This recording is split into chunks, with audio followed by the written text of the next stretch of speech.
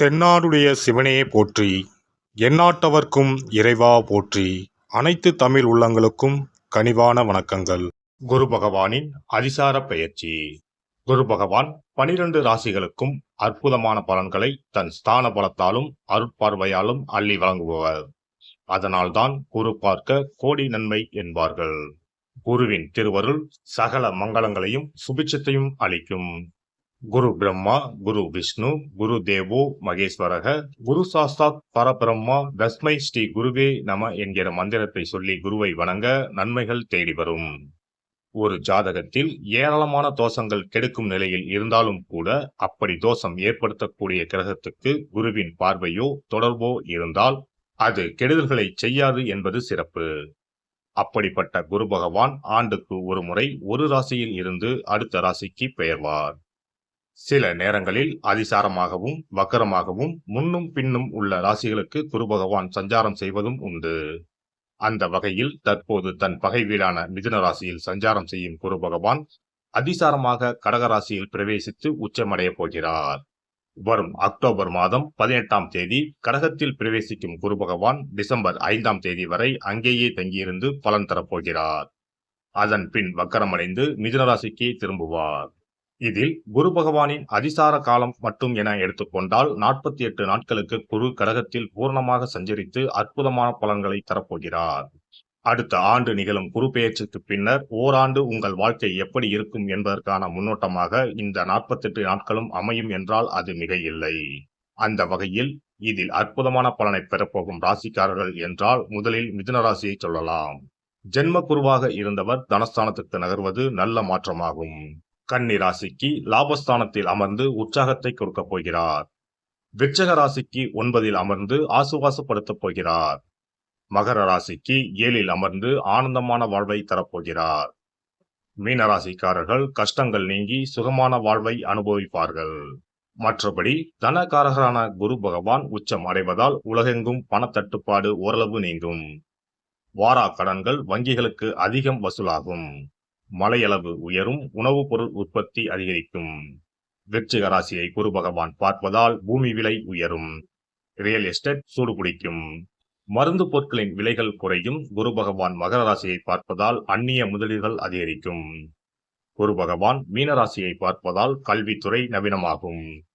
பதிப்பகத்துறை, catering, சட்டம், CA, civil, architect துறைகள் வளர்ச்சியடையும். இந்த அதிசார பெயர்ச்சியால் உங்கள் வாழ்வில் வளமும் நலமும் செல்வ செழிப்பும் பெற்று வாழ்வில் உயரிய நிலையை அடைய எல்லாம் வல்ல எம்பெருமானை வேண்டி விரும்பி கேட்டுக்கொள்கிறேன். தளராத மனமும் தலைமை பண்பும் கொண்ட மேசராசி அன்பர்களே, தற்போது 3ஆம் இடத்தில் குரு பகவான் அமர்ந்திருக்கிறார். எந்த வேலையை தொட்டாலும் அதை முடக்கி தொட்ட இடத்தில் எல்லாம் செலவை இழுத்து வைத்த குரு பகவான் அக்டோபர் 18ஆம் தேதி முதல் 4ஆம் இடத்திற்கு பயிற்சியாகிறார். அங்கு டிசம்பர் 5ஆம் தேதி வரை சஞ்சாரம் செய்து பலன் தர இருக்கிறார். 4ஆம் இடத்தில் குரு பகவான் சஞ்சாரம் செய்வது கோச்சாரத்தில் அவ்வளவு நல்ல நிலையா என்று பார்த்தால் இல்லை என்றுதான் சொல்ல வேண்டும்.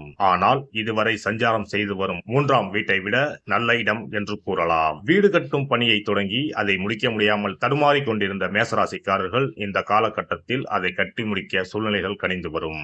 எதிர்பார்த்தபடி வங்கி கடன் கிடைக்கும். கட்டுமான பொருட்கள் தடங்களின்றி வந்து சேரும். ஆவணங்களில் இருந்த பிரச்சனைகள் விலகும். அடிக்கடி பழுதடைந்து தொந்தரவு செய்து கொண்டிருந்த பழைய 2 சக்கரம் 4 சக்கர வாகனங்களை மாற்ற வேண்டும் என்று நினைத்தவர்களுக்கு அது நல்லபடியாக அமையும். புது வாகன யோகம் வாய்க்கும். சிலருக்கு இடமாற்றம், வீடு மாற்றம், ஊர் மாற்றம் ஆகியன ஏற்படும். எப்படிப்பட்ட மாற்றமாக இருந்தாலும் அது உங்களை வாழ்வில் அடுத்த கட்டத்திற்கு எடுத்துச் செல்வதற்கானது என்பதை மறந்து விடாதீர்கள். 4ஆம் வீட்டில் அமரும் குரு பகவான் உங்கள் ராசிக்கு 8, 10, 12 ஆகிய வீடுகளை பார்க்க இருக்கிறார். 10ஆம் வீட்டை குரு பகவான் பார்க்கும் இந்த காலத்தில் புதிய வேலை தேடிக்கொண்டிருப்பவர்களுக்கு நல்ல வேலை கிடைக்கும். வேலையில் இருப்பவர்களுக்கு பதவி உயர்வு, சம்பள உயர்வு ஆகியன கிடைக்கும். கௌரவ பொறுப்புகள், பதவிகள் தேடி வரும். குரு பகவானின் பார்வை 8ஆம் வீட்டை பார்ப்பதால் வெளிநாடு செல்ல வாய்ப்புகளை எதிர்பார்த்து காத்திருந்த அன்பர்களுக்கு நல்ல செய்திகள் வந்து சேரும். விசா கிடைப்பதில் இருந்த தடைகள் விலகும். திடீர் பண வரவுக்கும் வாய்ப்பு உண்டு. எனினும் வீண் செலவுகளை குறைத்து சேமிப்பதில் ஆர்வம் காட்டுங்கள். 12ஆம் வீட்டில் குருவின் பார்வை விழுவதால் சுப செலவுகள் அதிகரிக்கும். சிலர் பலகாலம் செல்ல விரும்பிய ஆன்மீக ஸ்தலங்களுக்கு சென்று வரும் பாக்கியம் கிடைக்கும். குடும்பத்தில் சுபகாரியங்கள், சுப செலவுகள் அதிகரிக்கும். எனினும் தாயின் உடல் ஆரோக்கியத்தில் அக்கறை காட்டுங்கள். இரவு நேர பயணங்களை முற்றிலும் தவிர்த்து தவிர்த்து விடுவது நல்லது. யாருக்கும் ஜாமீன் கையெழுத்து போட வேண்டாம். இல்லை என்றால் தேவையற்ற பொறுப்புகளை சிக்கல்களை எதிர்கொள்ள வேண்டியிருக்கும். மொத்தத்தில் மேசராசிக்காரர்களுக்கு இந்த அதிசார குரு பெயர்ச்சி யோக பலன்களையே கொடுக்கும்.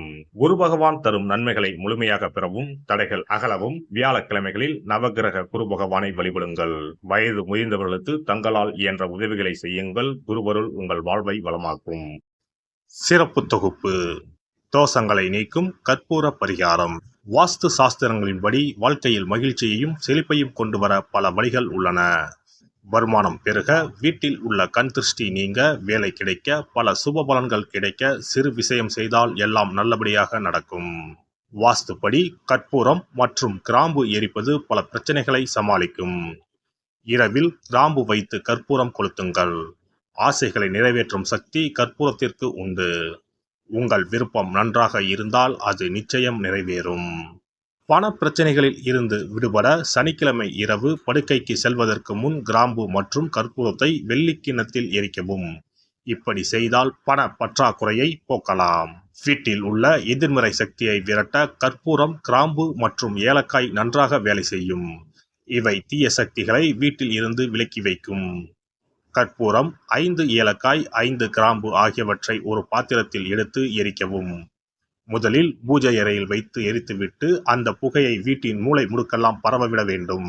இவ்வாறு செய்வதன் மூலம் வீட்டில் அமைதி உண்டாகும். கண் திருஷ்டி நீங்கும்.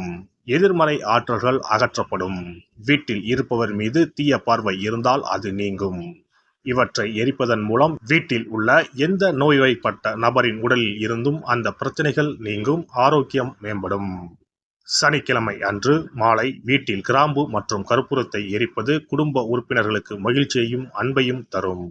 எல்லோரும் மகிழ்ச்சியாக இருப்பார்கள். எதிரிகளிடமிருந்து விடுபடுவார்கள். மேலும் கிராம்பு மற்றும் கற்பூரத்தை எரித்து வர வீட்டில் உள்ள பிணக்குகள் நீங்கும். சில சமயங்களில் நீங்கள் எவ்வளவு முயற்சி செய்தாலும் உங்கள் தொழிலில் வெற்றி பெற முடியாது. இது போன்ற சமயங்களில் கற்பூரத்துடன் இந்த தீர்வை முயற்சிக்கவும். இந்த அணுகுமுறை நீங்கள் விரும்பிய வெற்றியை தரும். வேலை நேர்காணலுக்கு செல்லும் போது கற்பூரம் மற்றும் கிராம்பு எரிப்பது நல்லது. மேலும் 2 கிராம்புகளை வாயில் போட்டுவிட்டு வெளியே செல்லவும்.